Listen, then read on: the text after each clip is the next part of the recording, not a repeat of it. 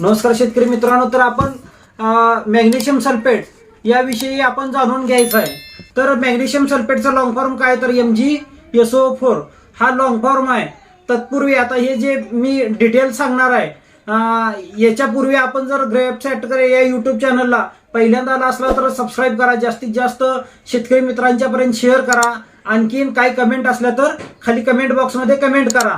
तर आपण magnesium sulphate विषयी जाणून घेत असताना सगळ्यात महत्वाचं जे पहिले जे मुख्य अन्नद्रव्य आहेत तर ते NPK आणि दुय्यम अन्नद्रव्य जे आहेत, तर ह्यातला महत्वाचा जो मुख्य घटक आहे तो या कॅल्शियम, मॅग्नेशियम आणखीन सल्फर हा महत्वाचे 3 दुय्यम अन्नद्रव्य येतात. तर त्यामधलं आपण मॅग्नेशियम विषयी थोडंसं जाणून घ्यायचं आहे.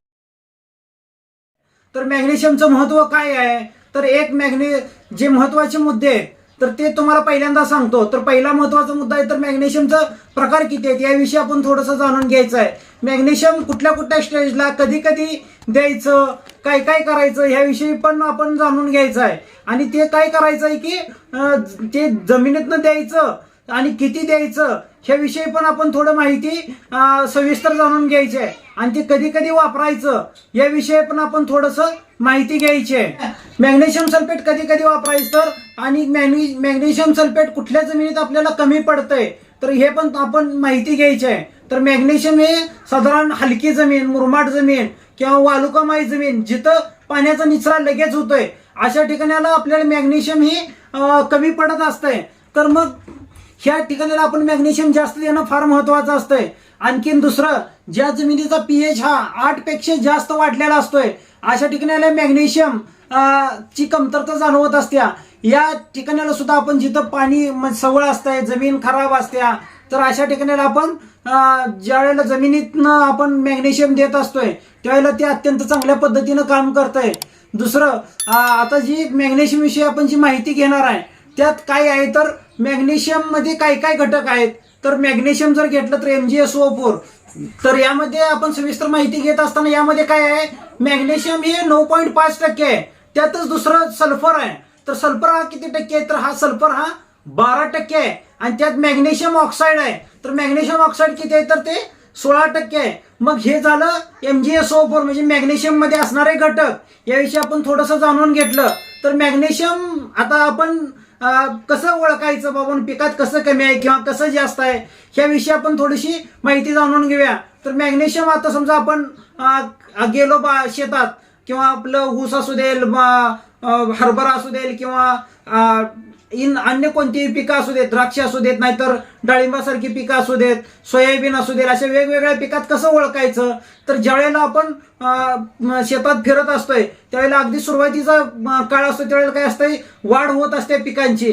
मग काय होत असतंय की नवीन नवीन ज्यावेळेला पालवी फुटत असत्या त्यावेळेला काय होत असतंय की तिथं मॅग्नेशियमची गरज जास्त असत्या, म्हणजे हरितलवकाचं प्रमाण वाढवायचं असतंय.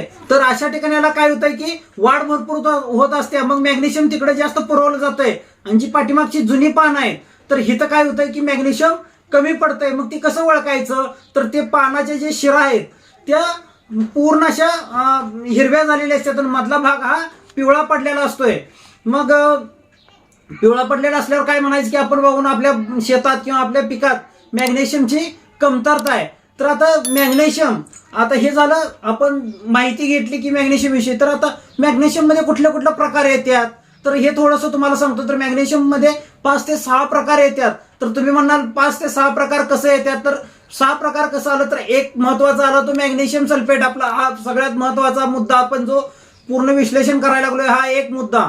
दुसरा जर घेतला तर चिलेटेड मॅग्नेशियम, जे आपण फवारणीच्या माध्यमातून वापरतोय तो. म्हणजे मग का वापरतोय चिलेटेड मॅग्नेशियम फवारणीच्या माध्यमातून, ज्यावेळेला आपल्याला जी 2 महिन्याची, 3 महिन्याची, 4 महिन्याची, 5 महिन्याची पिकं असतात आणि त्याचं समजा भाजीपाला आहे किंवा सोयाबीन सारखी, हरभऱ्यासारखी, अगदी तुरीसारखी काही छोटी छोटी पिकं असतात किंवा कोबी सारखी जी लगेच संपणारी पिकं असतात, ह्यात काय असतंय की लगेच आपल्याला क्विक ऍक्शन पाहिजे असते मॅग्नेशियमची. तर मग काय करायचं, ह्याला चिलेटेड फॉर्म मधले, म्हणजे आपण त्याला काय म्हणतोय, जे लगेच लागणारं जे असतंय, अगदी आपण 1 ग्रॅम वगैरे वापरतोय ते फवारणीच्या माध्यमातून, तर ह्याचा फायदा आपल्याला चिलेशन मधला लगेच होत असतोय पिकात. मग ह्या वेळेला आपल्याला त्याचा कमतरता, जी मॅग्नेशियमची कमतरता आहे त्वरित भरून निघत्या. मग असा याचा चिलेटेड मॅग्नेशियमचा फायदा होतोय. तर आता ते तिसरा कुठला आला, एक झालं मॅग्नेशियम, दुसरं झालं चिलेटेड मॅग्नेशियम, तिसरा आपण साध्या भाषेत आपण म्हणतो यड्डा. यड्डा म्हणजे काय, EDTA म्हणजे यड्डा. म्हणजे हे यड्डा जेव्हा आपण वापरत असतोय, हा काय करत असतोय, आपण ड्रिप मधनं द्यायचा असतोय यड्डा. मग यड्डा ज्या वेळेला आपण ड्रिप मधनं देत असतोय, हा का कुठल्या स्टेजला आपल्याला उपयोगाला येतोय किंवा काय होतंय, ज्यावेळेला आपल्याला एखादा ड्रिपचा संच असेल किंवा आपल्याला समजा उसाला सोडायचा आहे, तर आपण ते नळीच्या माध्यमातून किंवा बॅरेलमध्ये सलाईनच्या पाईपच्या माध्यमातून आपण सोडू शकतोय. मग हे ज्या वेळेला 6% आपल्याला ड्रिप मधनं द्यायचा असतोय, तर यड्डा हा मॅग्नेशियम यड्डा हा 6% आहे. तर मग हा ड्रिपच्या माध्यमातून द्यायचा असतोय.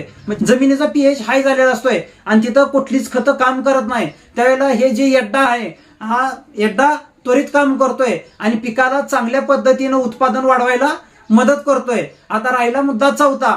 तर चौथा मुद्दा म्हणजे काय आहे, तर ते मॅग्नेशियम नायट्रेट. मग मॅग्नेशियम नायट्रेट काय आहे, तर मॅग्नेशियम नायट्रेट विषयी जर आपण सविस्तर माहिती जाणून घेऊया.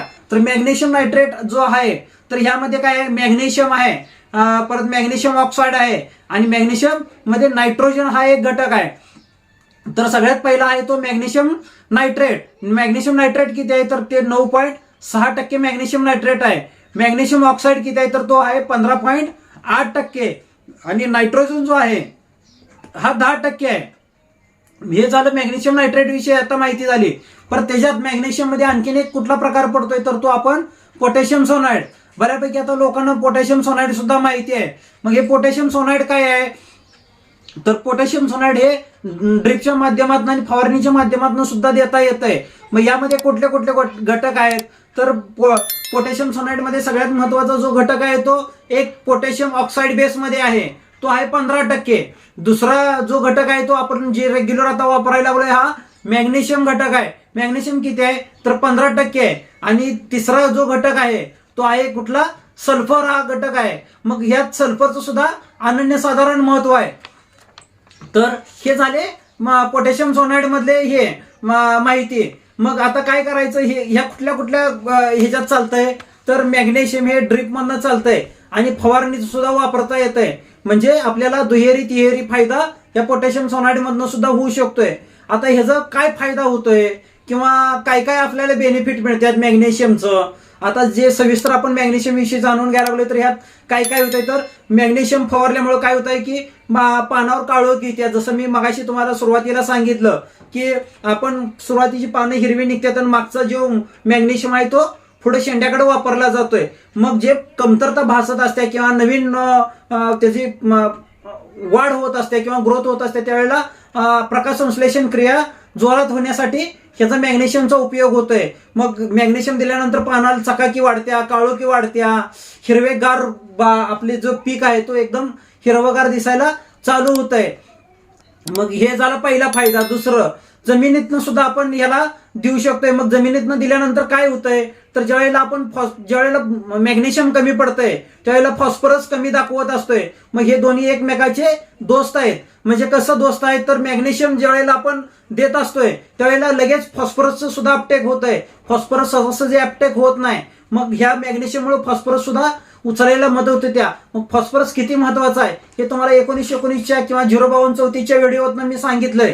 तर फॉस्फरस हा अत्यंत महत्वाचा आहे. मग फॉस्फरस ज्या वेळेला उचलतोय किंवा मग समजा फॉस्फरस जास्त झाला तर मॅग्नेशियम आपल्याला कमी पडत असतंय. म्हणताना मॅग्नेशियम हे अत्यंत महत्वाचा घटक आहे. मग मॅग्नेशियममुळे आणखीन काय होत असतंय, तर मॅग्नेशियममुळे आपल्याला प्रोटीन्स, हायड्रॉक्साईड, व्हिटॅमिन्स, आणखीन एन्झाईम्स असं बरेचसे त्याच्यामुळे आपल्याला पिकात फायदे होत असतात. मग हे फायदे आपल्याला आपल्या पिकावर वेगवेगळ्या ठिकाणी वेगवेगळ्या लगेच ताबडतोब, काही जी कमी दिवसाची पीक आहे त्याला लगेच दिसतोय, काही जास्त दिवसाची पीक आहे तिथं वेळानं दिसत असतोय.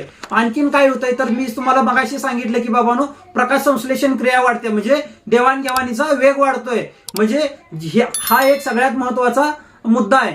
आणि पाचवा जो मुद्दा आहे तो कुठला आहे, तर तो चयापचय क्रिया वाढते. म्हणजे जे घ्यायचं द्यायचं जे होत असतंय किंवा जे पिकातला पुढचा जो फायदा आहे तो आहे चयापचय क्रिया म्हणजे काय होतंय, समजा आपण चयापचय क्रिया म्हणजे काय, समजा आपलं एखादी समजा शेजाऱ्यानं कुठं तर तणनाशक मारलं, त्यावेळेला आपण काय सांगतोय बाबांनो, पहिल्यांदा मॅग्नेशियम सल्फेटचा स्प्रे करून घ्या.